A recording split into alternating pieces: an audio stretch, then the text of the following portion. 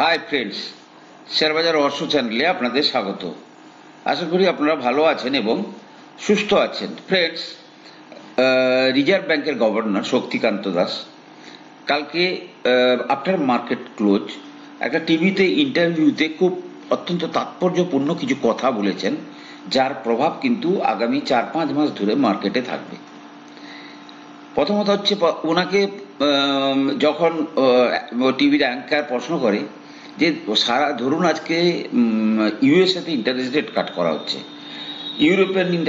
European bank interest rate কাট করছে, China করছে, সেক্ষেত্রে আমরা কেন করছি না?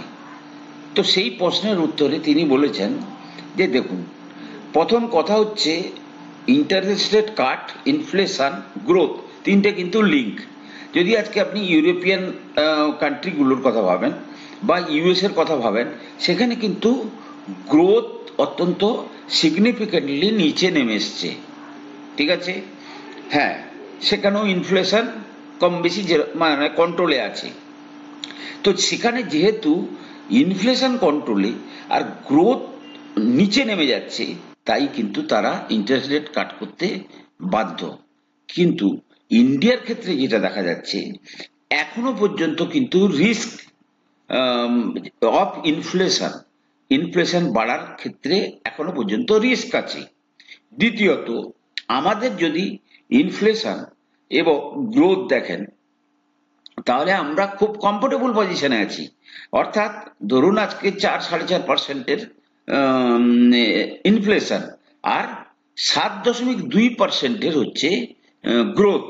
তাহলে এখানটাতে আমাদের হুটমুট করে রেট কাটা মানে তো আবার ইনফ্লেশন বাড়া।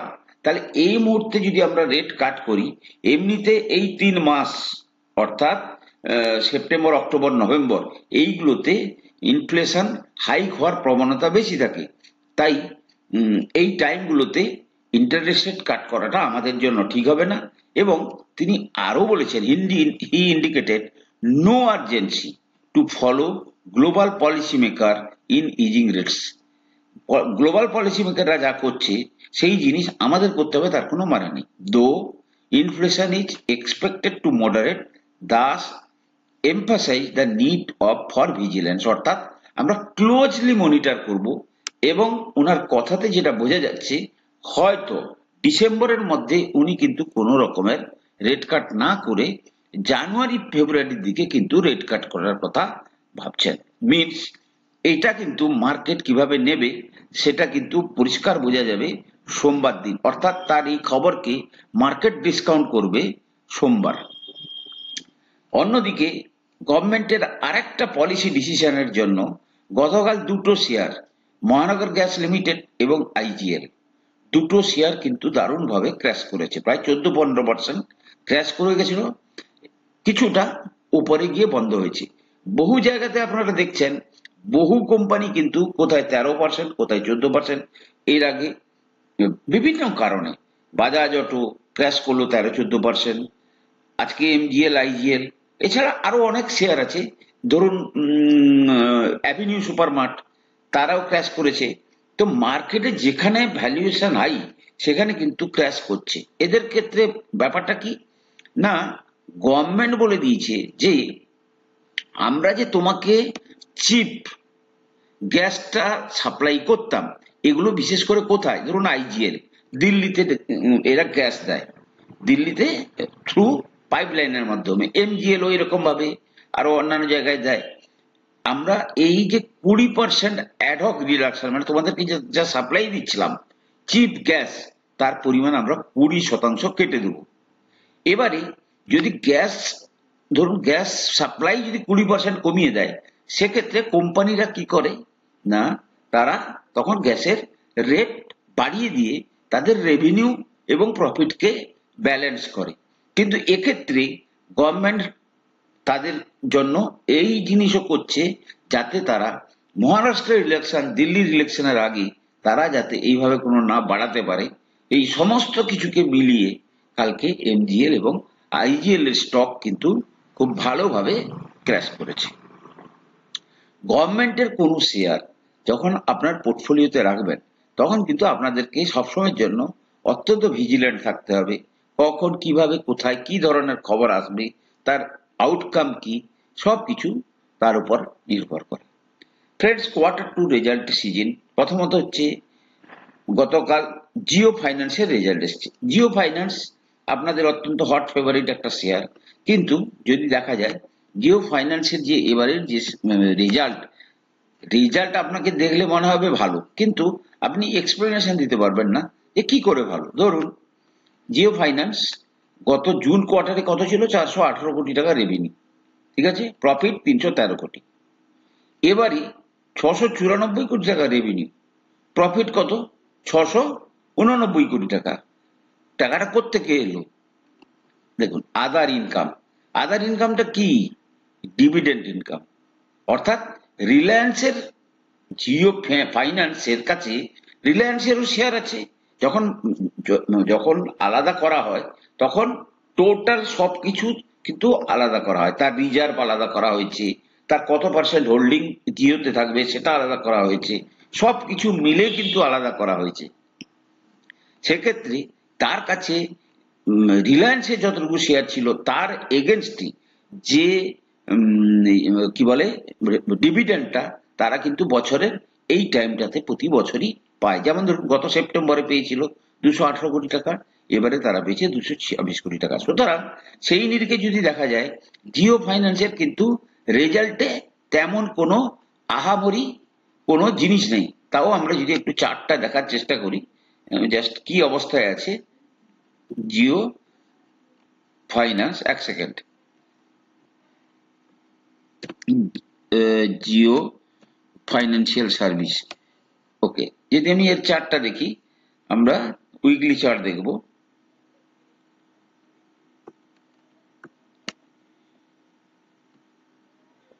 উইকলি চার্ট, তাহলে শেয়ারটা কিন্তু আপনাদের কিন্তু আবার একটা বাইং এর সুযোগ দিয়েছে। আমরা একটা ট্রেন্ড লাইন ড্র করেছি, সেই ট্রেন্ড লাইনের কাছে কিন্তু এসে দাঁড়িয়েছে। মোটামুটি আমরা এই ট্রেন্ড লাইনটা বা এই যে লোটাকে কিন্তু স্টপ লস লাগিয়ে জিও ফাইন্যান্স কিন্তু আবার একটা কেনার মতো পরিস্থিতি তৈরি হচ্ছে। যে কোনো মুহূর্তে অনেক ভালো ভালো খবর এই জিও ফাইন্যান্সে আসতে পারে। দ্বিতীয় যে রেজাল্ট সেটা হচ্ছে তেজাস নেটওয়ার্ক। তেজাস নেটওয়ার্ক একটা দুর্দান্ত রেজাল্ট দিয়েছে, যেটার পেছনে কারণ হচ্ছে টাটা গ্রুপ একে মানে কিনে নিয়েছে। সেই সমস্ত বিভিন্ন কারণে যদি এর রেজাল্ট দেখেন তাহলে আপনারা অবাক হয়ে যাবেন যে কত, যদি গত সেপ্টেম্বরে দেখেন, গত সেপ্টেম্বর 2023-এ 396 কোটি টাকার সেলস এবং 13 কোটি লস। গত সেপ্টেম্বর থেকে যদি এই সেপ্টেম্বর তুলনা করেন, এবারে সেপ্টেম্বরে সেলস কত, 2811 কোটি। সবকিছু বাদ দিয়ে প্রফিট কত, 275 কোটি। মানে 13 টাকা লস থেকে 275 টাকা, মানে 275 কোটি প্রফিট। আর যদি জুন কোয়ার্টারের সঙ্গে তুলনা করেন তাহলে দেখবেন জুন কোয়ার্টারে 1563 কোটি টাকার সেলস, সেই জায়গা থেকে প্রায় অলমোস্ট ডবল হয়ে গেছে সেলস জুন কোয়ার্টারের সঙ্গে। এবং যদি প্রফিট দেখেন 77 কোটি টাকা থেকে, তাহলে প্রায় 4 গুণের কাছাকাছি প্রফিট হয়েছে প্রায়। কিন্তু মার্কেট অলরেডি এই সমস্ত জিনিসকে অনেক আগে ডিসকাউন্ট করে দিয়েছে। আপনি যদি দেখেন, ওই যে বললাম কিছু কিছু শেয়ার আছে যেগুলো মার্কেট কিন্তু জানে। আজকে দেখুন এই টাইমগুলোতে যখন এই 659 এই সমস্ত জায়গায় যখন শেয়ার এসছিল তখন তার লস চলছিল, এগুলো কিন্তু তার লস চলছে এই পিরিয়ডগুলো, এটা উইকলি ক্যান্ডেল, কিন্তু সে অলরেডি অনেক উপরে চলে গেছে। বাট এবারে রেজাল্ট এসছে, এবারে রেজাল্টে আবার কিন্তু সে একটা স্পাইক দিয়ে আবার নতুন হরাইজনে যাওয়ার চেষ্টা করবে। তৃতীয় যে কোম্পানি যেটা রেজাল্ট এসছে টেক মহিন্দ্রা। দেখুন আপনারা প্রত্যেকেই টিসিএস এর রেজাল্ট দেখেছেন, বা টিসিএস এর রেজাল্টের জন্য মার্কেটে তার কি প্রভাব পড়েছে সেটা দেখেছেন। ইনফোসিস এর রেজাল্ট দেখেছেন, উইপ্রো রেজাল্ট দেখেছেন এবং এইচসিএল টেকের রেজাল্ট দেখেছেন। কিন্তু এই সবগুলো শেয়ারের মধ্যে আজকে এই টেক মহিন্দ্রা রেজাল্ট এসছে, যেটা কিন্তু সবচেয়ে বেটার রেজাল্ট। মানে বেটার ইন দ্য সেন্স, যদিও ভ্যালুয়েশন নিরিখে, যেমন আমি আপনাদেরকে একটু ভ্যালুয়েশনটা দেখিয়ে দিই। আচ্ছা, আমি ভ্যালুয়েশনটা এখানে গেলেই পেয়ে যাবো। দেখুন, ভ্যালুয়েশনে যদি দেখেন, টিসিএস এর পি কত, 30-31, ইনফোসিস 28-29, এইচসিএল টেক 29-30, উইপ্রো ধরুন 24-25, এলটিআই মাইন্ডট্রি 38, কিন্তু টেক মহিন্দ্রা কত, 50। অর্থাৎ শেয়ার এই রেজাল্টকে ডিসকাউন্ট করে অনেক আগে কিন্তু সে বেড়ে গেছে। কি রেজাল্ট কি এসছে, ধরুন সেপ্টেম্বর কোয়ার্টারের সেলস কত, 13,313 কোটি, জুন কোয়ার্টারে কত ছিল, 13,006 কোটি। তাহলে জুনের তুলনায় সেপ্টেম্বরে ভালো। আবার এর আগের সেপ্টেম্বরে কত ছিল, 12,866, তার চেয়েও ভালো। এবারে প্রফিটটা দেখুন, গত সেপ্টেম্বরে প্রফিট ছিল 505 কোটি, এবারে হয়ে গেছে 1258 কোটি, মিনস প্রফিট প্রায় 150 গুণ বেড়ে গেছে। আবার যদি কোয়ার্টার অন কোয়ার্টার দেখি, এই জুনের যে প্রফিট ছিল 865 কোটি, বর্তমানে সেটা হয়ে গেছে কত, 1258 কোটি, অর্থাৎ প্রায় 50% জাম্প করে গেছে।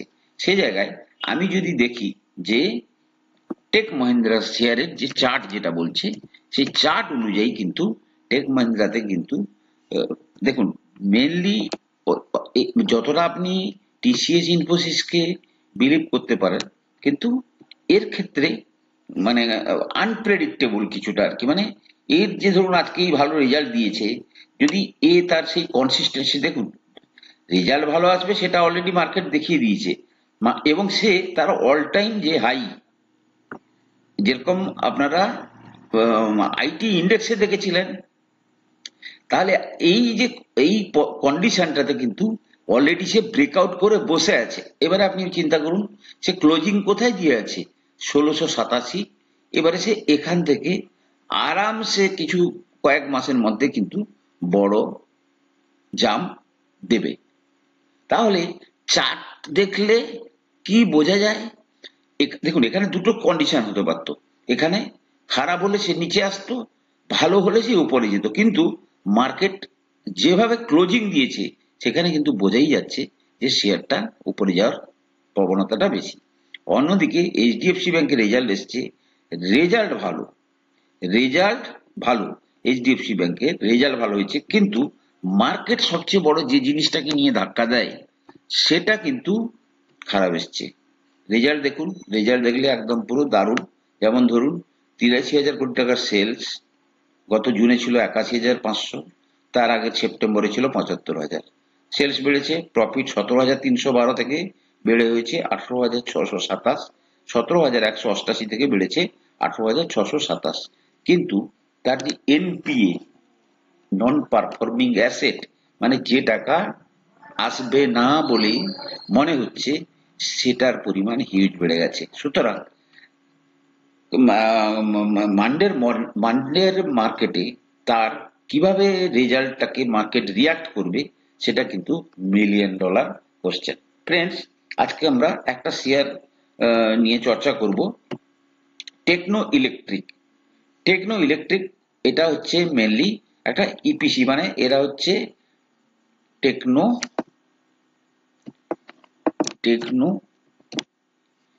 Electric and engineering company. Mainly এরা কি করে, ইঞ্জিনিয়ারিং, প্রকিউরমেন্ট অ্যান্ড কনস্ট্রাকশন, ঠিক আছে, এবং বিভিন্ন রকমের অ্যাসেটের ওনারশিপ, মানে মেনলি ডাটা পাওয়ারের যে ডাটা সেন্টার সেগুলো কিন্তু এরা করে। মেন জিনিস হচ্ছে কোম্পানিটা মাত্র 20,100 কোটি টাকার কোম্পানি, 68 পি। আপনাদের মনেই হতে পারে যে পিটা বেশি, কিন্তু এর যে সমস্ত কম্পিটিটর আছে তারা কিন্তু অনেক বেশি হাই পিতে ট্রেড করছে। বর্তমান প্রাইস হচ্ছে 1731।